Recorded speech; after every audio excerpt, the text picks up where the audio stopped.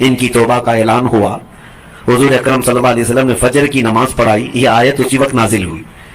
हुजूर ने ये आयत जैसी तिलावत की, दौड़े दौड़े सहाबा गए उन तीनों को ऐलान करने के लिए। काब बिन मालिक खुशखबरी हो, मुरारा बिन रबी खुशखबरी हो, हिलाल खुशखबरी हो। कहा क्या है? आयतें उतर गई उनको।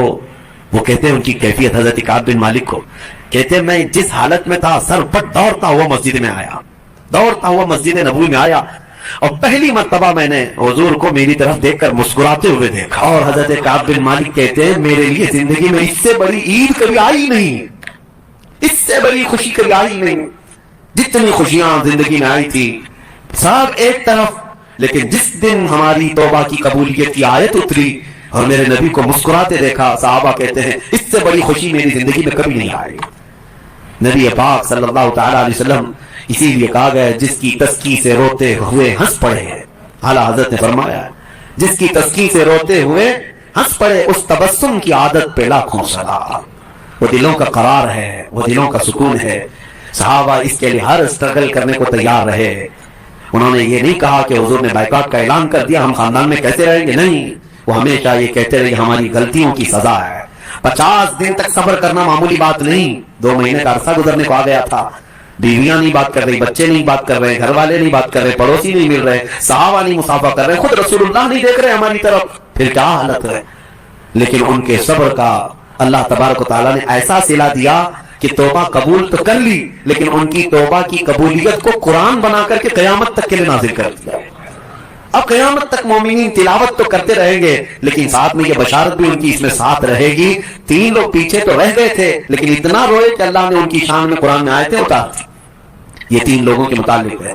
बहरहाल आपकी जिंदगी में कभी अगर नामूस रिसालत का मसला आए, हुजूर की इज्जत की बात आए, आए काए मत करना, हीले बहाने मत ढूंढना, वरना फिर हालात संगीन हो जाएंगे। कयामत के दिन तुमसे सवाल होगा, नबी पाक सल्लल्लाहु तआला अलैहि वसल्लम की इज्जत के लिए तुम्हारी जवानी किस काम आई थी? तुम जब जवान थे तो हुजूर की इज्जत के लिए क्या करना चाह रहे थे? तुमने अपने तौर पर क्या किया? मुतालबा तो करते, बुरा तो जानते, उन जालिमों को कोसते जो मेरे नबी पाक सल्लल्लाहु तआला अलैहि वसल्लम के खिलाफ हर्जा सराई करते हैं। बाज लोग हमसे ये कहते हैं आपने क्या किया, आप क्या करते हैं? हम जितना चिल्लाते हैं ये भी उनके लिए मुसीबत से कम नहीं है।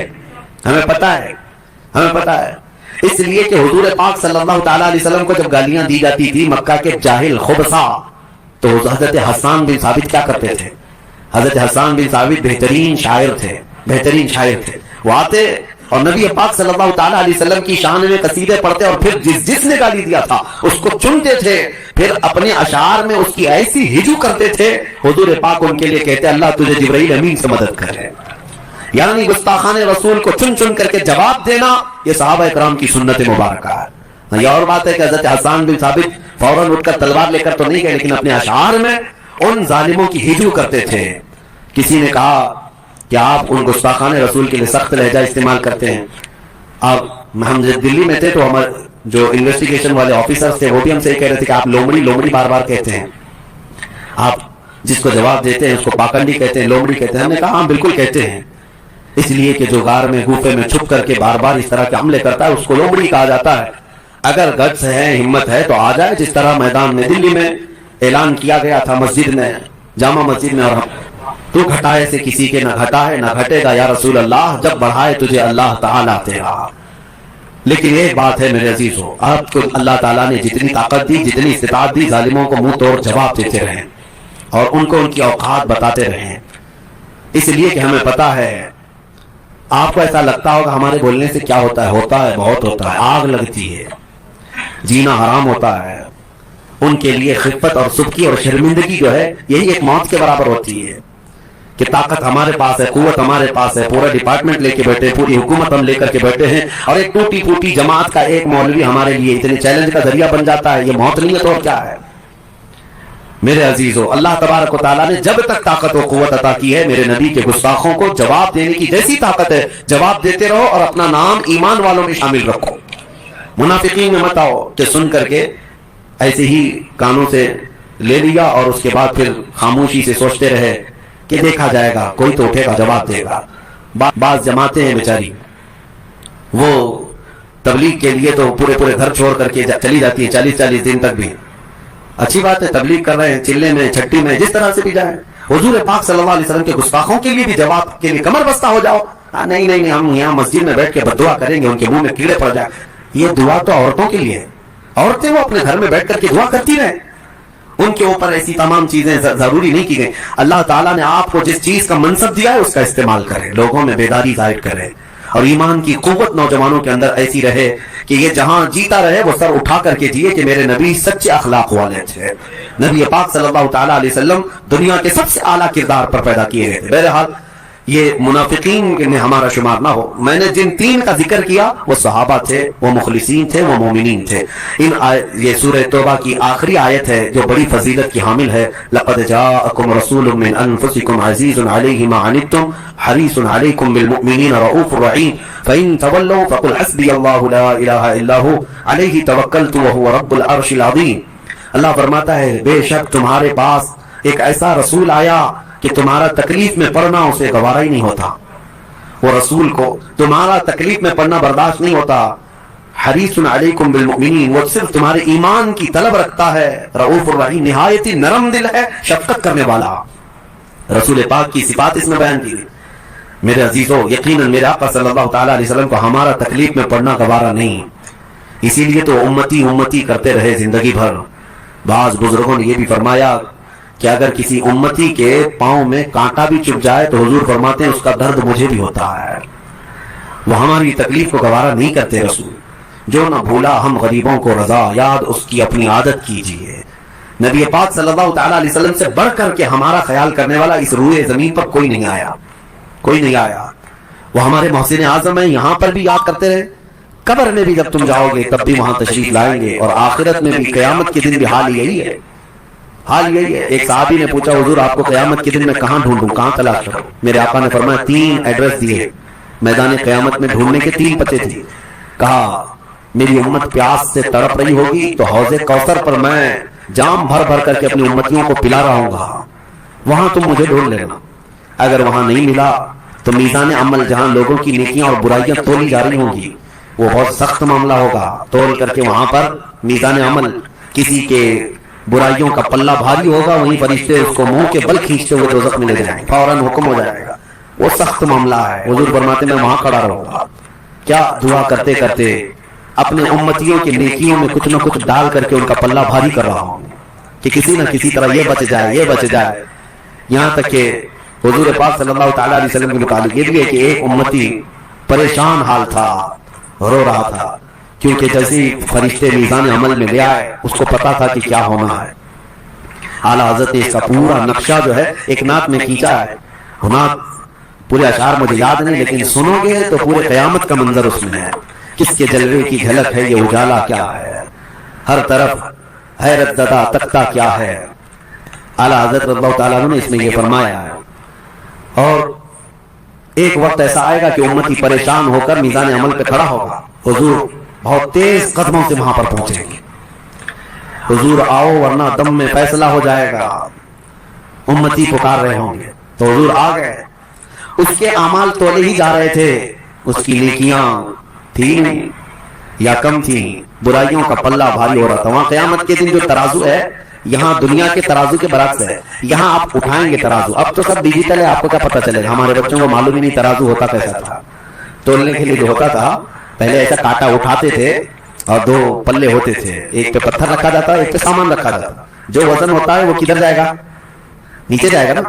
جو وزن ہوگا وہ نیچے ہوگا، جو ہلکا ہوگا وہ اوپر جائے. لیکن ڈیجیٹل میں تو کچھ پتہ نہیں، خالی نمبر آتے ہیں. قیامت کے دن جو ترازو ہے اس کے ڈیجیٹل ہونے کا کہیں پر ثبوت نہیں ہے کہ نمبر آئیں گے. وہاں پر بھی ایسی ہی ترازو ہوں گے، 2 پلے ہوں گے. لیکن وہاں کے متعلق فرمایا گیا کہ جس کی نیکیاں بھاری ہوں گی وہ نیچے نہیں جائیں گے، جو پلہ بھاری ہوگا وہ اوپر جائے گا. جو بھاری ہوگا قیامت کے دن اوپر جائے گا. برائیاں بھاری ہوں گی تو اوپر جائیں گی، نیکیاں بھاری ہوں گی تو اوپر جائیں گے. پلہ بھاری ہوگا یعنی اوپر ہو جائے گا. حضور پاک صلی اللہ علیہ وسلم تیز قدموں سے آ گئے اس امتی کے پاس. توجہ، اللہ کرے کہ انہوں نے وہ امتی ہم ہی تیز قدموں سے آئے. اس کا پلہ برائیوں کا اوپر جا ہی رہا تھا. حضور پاک صلی اللہ علیہ وسلم نے نیکیوں کے پلے میں کوئی چٹھی اس میں رکھ دی، کوئی چیز رکھ دی. اچانک اس کی نیکیوں کا پلہ بھاری ہو گیا اور فرشتوں نے کہا جا فلاں بن فلاں تجھے جنت کا پروانہ سنایا جا رہا ہے. وہ اتنا خوش تھا، وجد میں آ گیا، میرے آقا سے عرض کرنے لگا یا رسول اللہ یہ کیا تھا؟ میں تو گیا تھا برباد، جہنم میں جاتا، یہ کیا تھا؟ نبی پاک صلی اللہ علیہ وسلم فرماتے ہیں یاد ہے ایک رات سب سوئے تھے، تو تنہا بیٹھا تھا، سب سوئے تھے اور رات کو تو تنہا بیٹھا اور دل سے یاد کرتے ہوئے مجھ پر ایک بار درود پڑھا تھا، وہ میں نے محفوظ کر لیا تھا تیرا درود، وہ آج یہاں لا کر پلے میں رکھ دیا، وہ سب سے بھاری ہو گیا۔ اسی لیے میرے مفتی اعظم ہند رحمۃ اللہ تعالی علیہ یوں فرماتے ہیں میرے اعمال کا بدلہ تو جہنم ہی تھا، میں تو جاتا میرے سرکار نے جانے نہ دیا۔ یہ نبی پاک صلی اللہ تعالی علیہ وسلم کا معاملہ ہے قیامت کے دن۔ تو یہ آیت جو آئی ہے لقد جاءکم، اس کی تفسیر بہت طویل ہو جائے گی کہ حضور کبھی بھی اپنی امتی کو تکلیف میں دیکھنا گوارا نہیں فرماتے، بالکل نہیں۔ اسی لیے اعلیٰ حضرت نے سچ فرمایا آج لے ان کی پناہ، آج مدد مانگو ان سے، کل نہ مانیں گے قیامت میں اگر مان گیا۔ حضور کے ہو جاؤ، حضور تمہاری یہاں پر بھی دیکھ بھال کر رہے ہیں، عنایتوں پر عنایتیں اور وہاں پر بھی عنایتیں ہیں۔ اللہ کریم ہمیشہ ہمیں جلوہ رسول میں رکھے۔ اور آج ہم نے جو سورہ تلاوت کی مین جو سورہ تھی وہ سورہ یونس ہے جو 11ویں پارے کا اہم سبجیکٹ ہے۔ میں تو سورہ توبہ کی آخری آیتیں بیان کرتا رہ گیا، تقریباً پونا پارہ تک تو سورہ یونس ہے۔ حضرت یونس علیہ السلام اللہ کے ایک نبی ہیں، ان کے زمانے کا تذکرہ موجود ہے، ان کی قوم سرکش ہو گئی تھی اور وہ بتوں کی پوجا میں لگ گئے۔ حضرت یونس علیہ السلام انہیں ڈراتے رہے اور پھر ان سے کہتے رہے کہ اللہ کا عذاب آ جائے گا، باز آ جاؤ، باز آ جاؤ۔ وہ مانتے نہیں تھے۔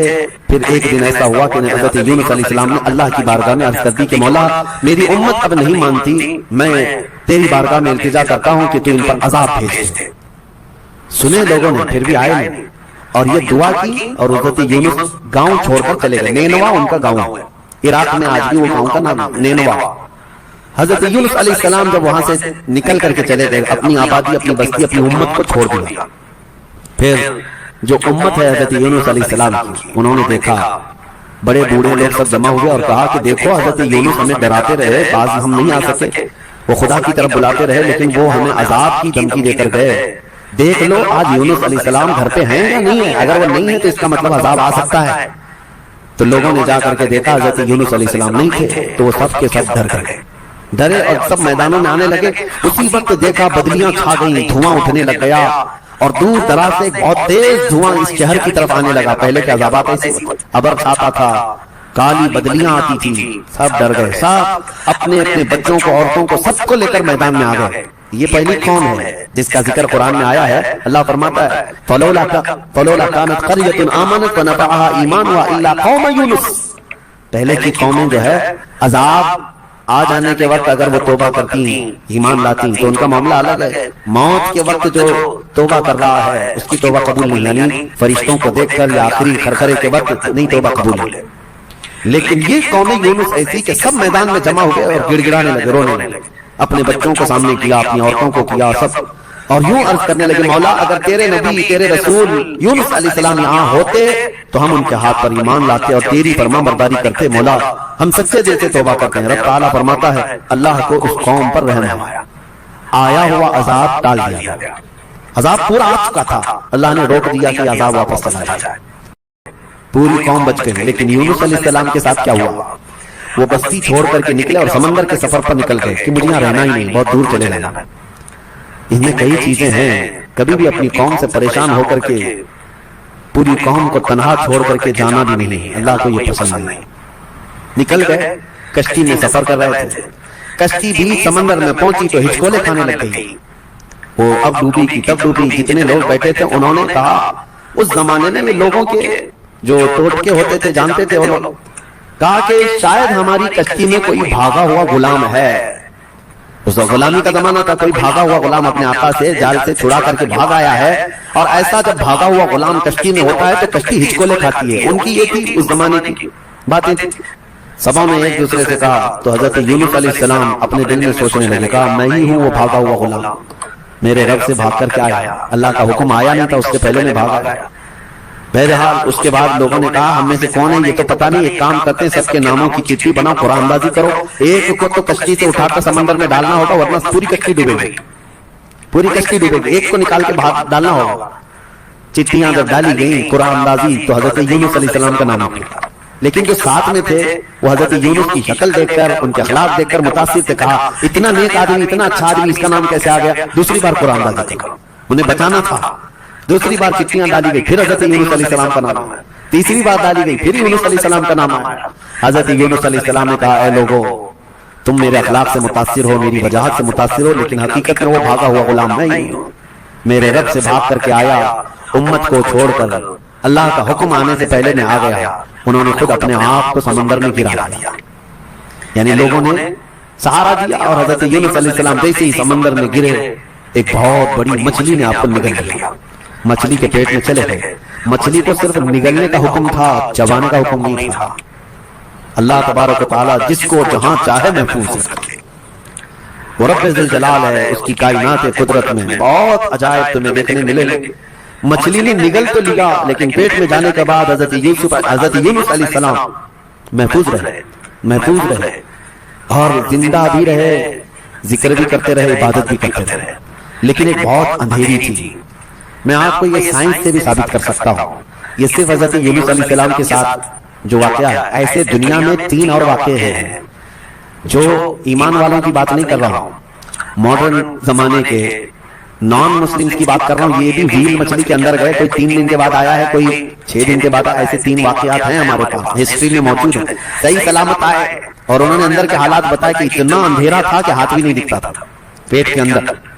یہ اب کے زمانے کی بات کر رہا ہوں، ویل مچھلی نے جنہیں نگل لیا اور پھر اگل دیا یا نکل گئے کسی طرح سے، لیکن ایسے واقعات ہوئے۔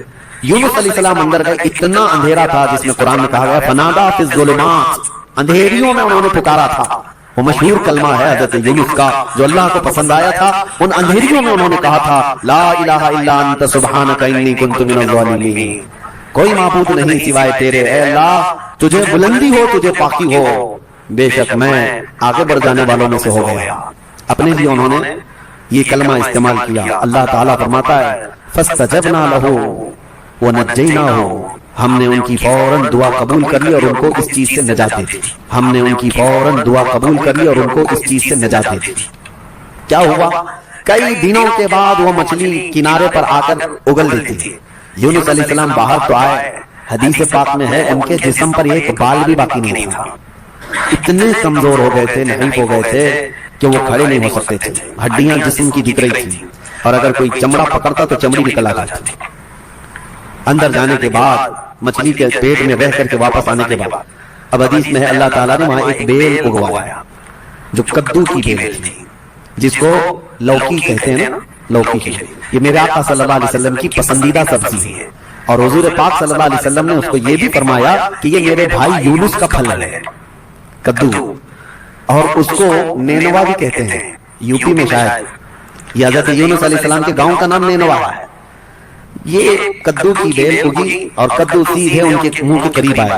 اب یہاں آپ کا دودھیا بھی کہتے ہیں، دودھیا لمبے والے قسم کی جو لوکی ہوتی ہے یا کدو ہے، کئی نام ہیں اس کے، اس کو آپ کھاتے رہے، جیسے ہی اس کو کھائے آپ کے اندر طاقت و توانائی ہے۔ اسی لیے طب نبوی میں کتنی باتیں اب کہوں، شیشیں چلتی رہ جائیں گی، طب نبوی میں ذکر کیا گیا 30,000 بیماریوں کا علاج اس کدو شریف میں ہے، یہ لوکی میں ہے۔ اس کو پسند کریں، اس کو اپنے کھانوں میں استعمال بھی کریں، کیونکہ یہ سوچ کر کے نہیں کہ بیماریوں کا علاج ہے، یہ سوچ کر کے کہ میرے مصطفیٰ کو پسند ہے، اللہ کے حبیب صلی اللہ علیہ وسلم کو پسند۔ ہوا یہ کہ یونس علیہ السلام توانا تو ہو گئے، وہیں جھوپڑی بنا کر رہ رہے تھے، ایک دیمک نے، کیڑے نے اس بیل کو کاٹ دیا، بیل کٹ گئی، اب پھل بھی نہیں، کچھ بھی نہیں۔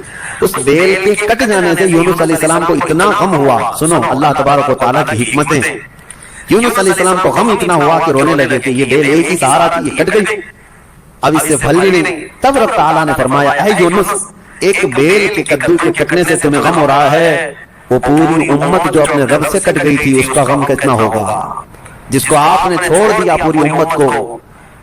یقیناً اللہ تبارک و تعالیٰ اپنے نبیوں کو بھی اس طرح کے پیغامات دیتا۔ پھر یونس علیہ السلام فوراً اپنے گاؤں واپس آئے، نینوا آئے، तो जैसे ही आप अपने शहर नेनवा पहुंचे, पूरे जितने लोग थे, बूढ़े बच्चे जवान, देखते हैं यूनुस अलैहिस्सलाम को, सब टूट पड़ते हैं, सब आ जाते हैं, मोहब्बतों के साथ उनका इस्तकबाल ऐसा हुआ कि हज़रत यूनुस अलैहिस्सलाम इतने खुश हुए, यही वो कौम है जिसको मैं अजाब से डराता रहा लेकिन ये बात नहीं आती थी, लेकिन आज यही कौम है कि हर कोई झुक गया और वो कौम यूनुस सबसे ज्यादा ईमान वाली कौम हो गई और अपने नबी की फरमाबरदार हुई। इसीलिए सूरह यूनुस में